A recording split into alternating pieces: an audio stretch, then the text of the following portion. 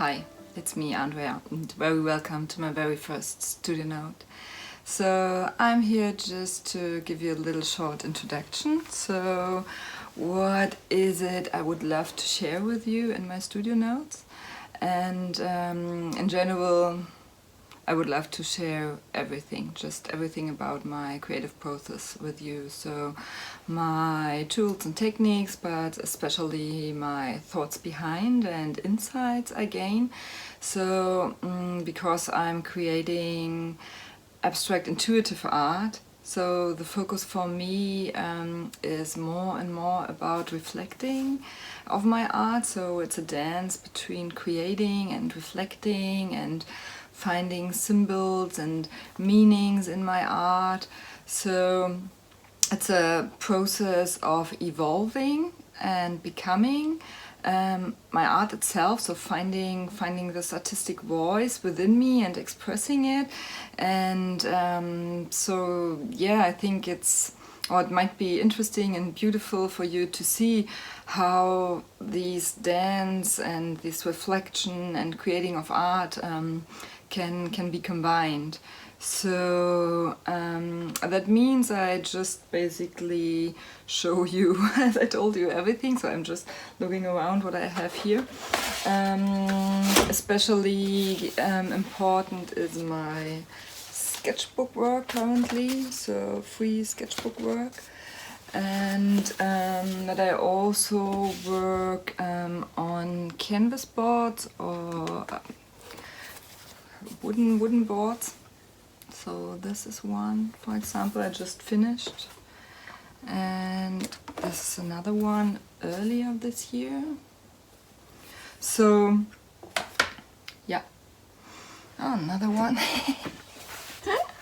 And some color studies for sure. So it's a mix of what are the techniques and learnings I just work on or I feel compelled to. So like color swatching or having little exercises about composition. And then my studio practice is balance between having a free sketchbook work and working on a series of boards in this case. So I also work sometimes on canvas, but you see it's a small corner. Maybe I put afterwards a little picture here, but let's see. So sometimes I also work on canvas. This is one. So that's 60 and 60. 60 by 60. Is it right?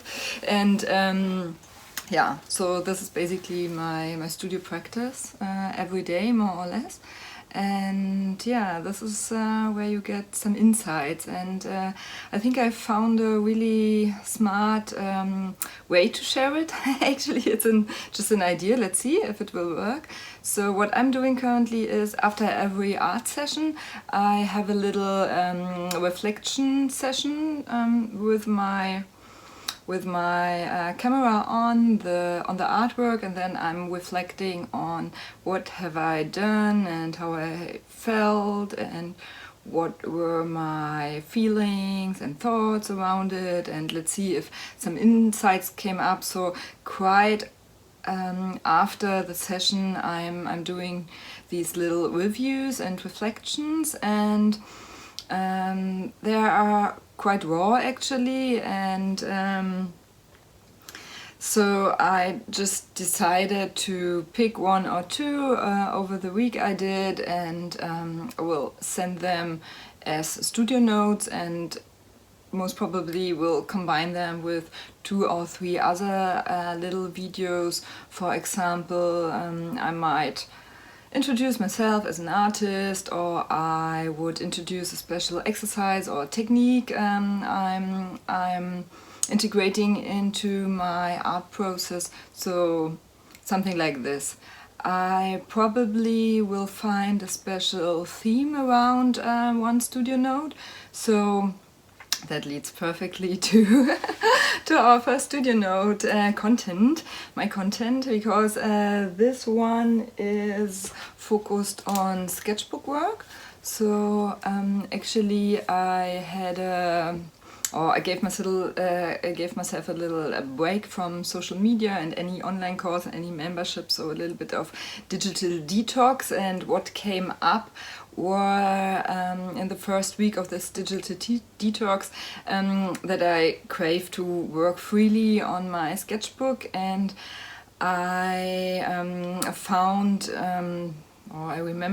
back my way to a really intuitive approach. So every day I go to my sketchbook and just feel into what is it I would like to create today. So there can come up special colors I want to create, special styles, or just doing a color work, or doing some compositional studies. So whatever comes up in this in this art session, I made room for, and I hold the space for. This is true and valid, and this is what I actually done then. So this is what I will share with you now. So a little bit of a flip through of this week, I guess, is it? It was a whole week of sketchbook work, and then you will get two insights. One into how I use questions in my sketchbook work. So the first time I tried this was really funny, and a really big shout out to the lovely Cheryl Travis from Inside Creative, because her blog article from October, I guess, inspired me deeply to use essential question in my art process, and to really remember this reflection and how important it is for me. So in general, I'm a big journal fan. I journal every day, and I always had the idea how I can combine it, and I also journal about my art processes and also about just everything around my art, but using it specifically during the art making, the creation of art, and having guided question while creating. This is really special and really speaks to me. So thank you very, very much, Cheryl, for this gorgeous impulse. So yeah, this is one video, and the second daily reflection review you will see is about colors. So and this year I found out that I mainly work with a limited color palette, so going most of the time for my quinacridone nickel azo gold color. So it reminds me of light and sunrise, and it's just a very, very beautiful transparent color.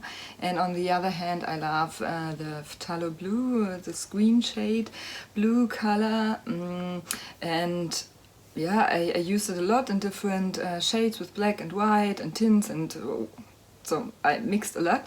And in this special session, the special sketchbook session, I decided to ask again a guiding question, and this was, what are my true colors?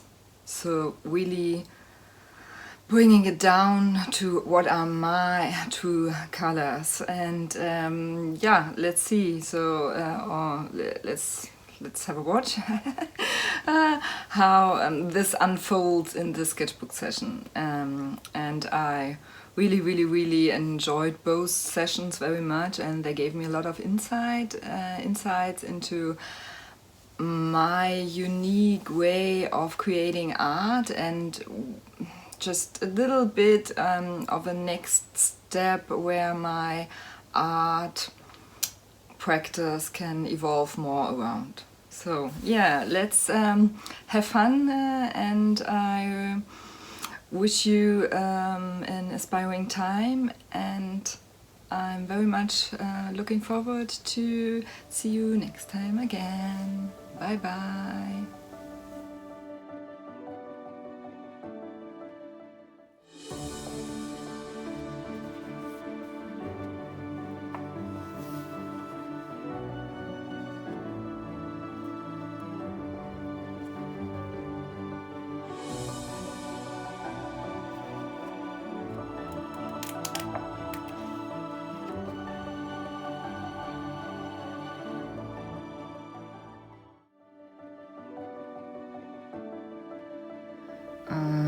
decided to use the left side to make initial marks, whatever comes up in my mind, or I feel,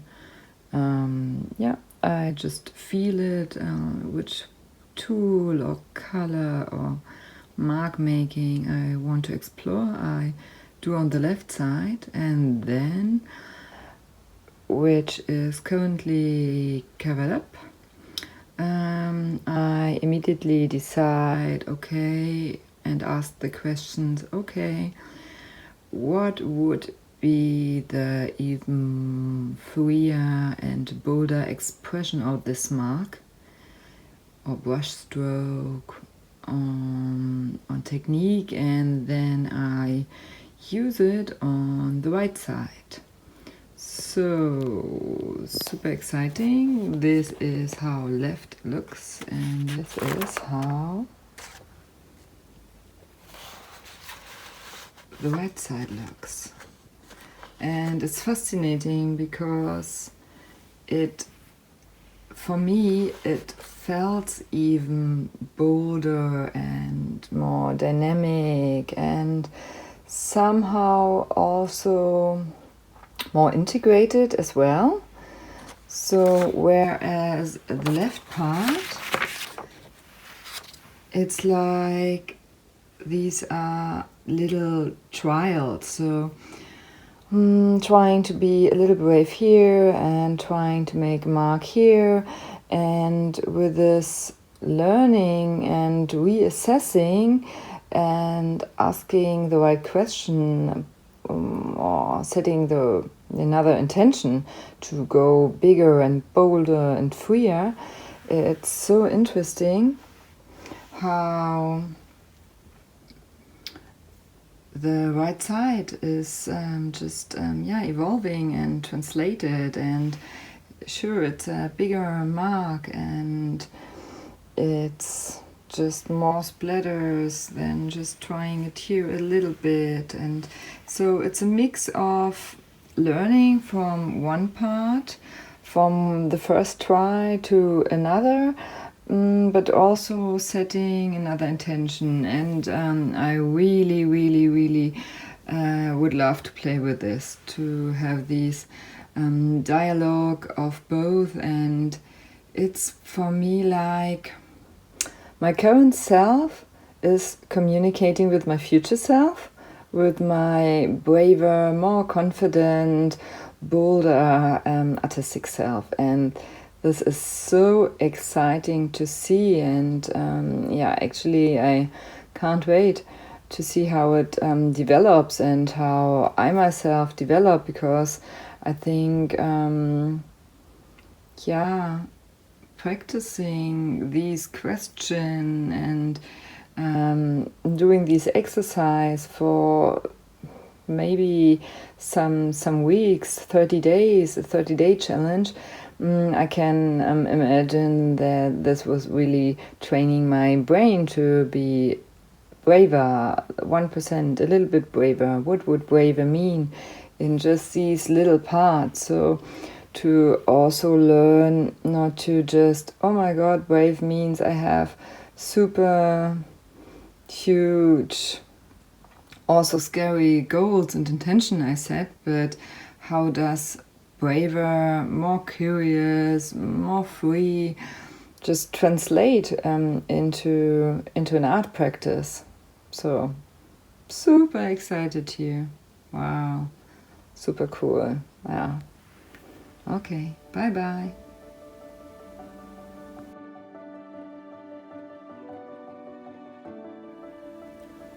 Today's guiding question I asked was, what are my true colors? So for sure the first color I grabbed were quinacridone nickel azo gold. So you can see it here in the middle. I like it when it's really intense, but I also love a tint of it, so very well mixed with white and a little bit of black, so that there are shades of gray evolving. So this is what I really enjoy. And then I grabbed some of my phthalo blue together with black. I enjoy it very much, so to have it to come through this green shade a little bit more.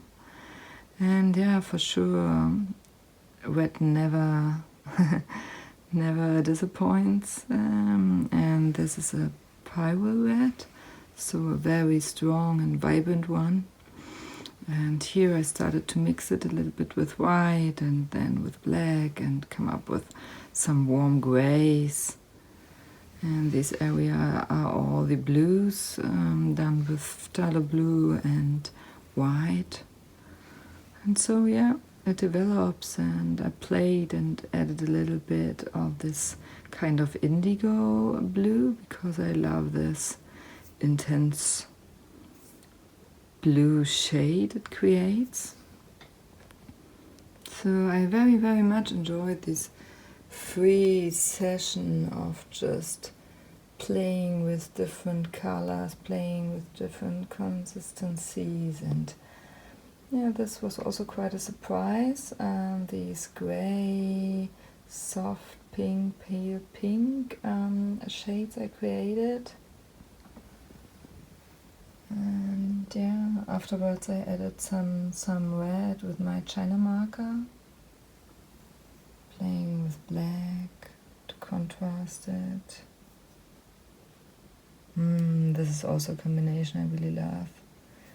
Red and blue, so the warm and cool contrast. Yeah. Wonderful session actually. Wonderful, beautiful session, and lots to discover here.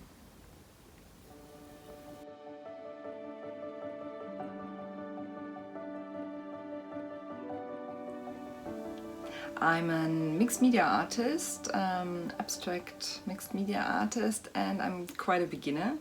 So I started out around 1 year ago to get really interested in abstract art. Before that I did a lot of exploration in watercolor and bullet journaling. But around 1 year ago I really felt this calling for abstract art, and I saw a lot of artists on Instagram, on YouTube, sharing their creative processes, and I just binge watched everything I could get my hands on. So maybe you know what I mean. And actually now, 1 year later, it's time for me to share my art and my art process and my journey of finding my unique artistic voice.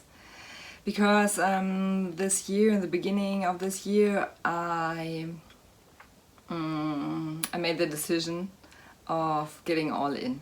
So focusing completely on abstract art, meaning learn to use acrylic paints and just learning the basics of art principles, design, value, color, mark making, just everything.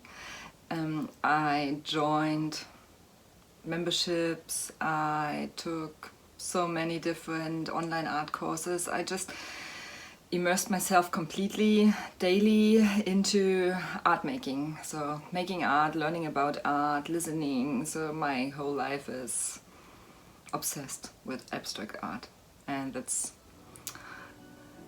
gorgeous, definitely gorgeous.